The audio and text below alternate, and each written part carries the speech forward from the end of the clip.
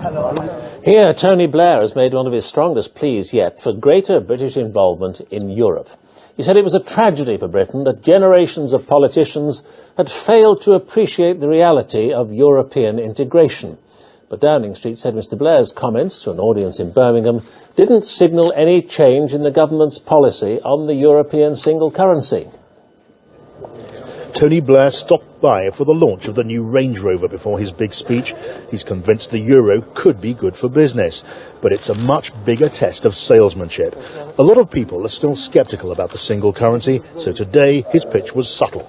The euro was barely mentioned by name. Instead, Mr Blair spoke in general about missed opportunities.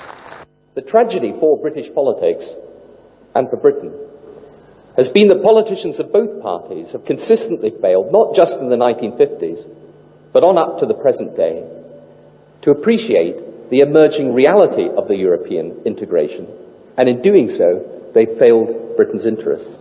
Then, almost casually, he dropped in a reference to monetary union.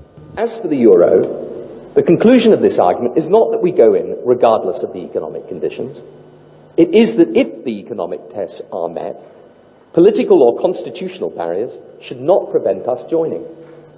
And of course, the final decision rests with the people in a referendum. The speech went down well. No new policy, but plenty of enthusiastic pro-Europeanism about the need to share sovereignty sometimes and avoid being left behind.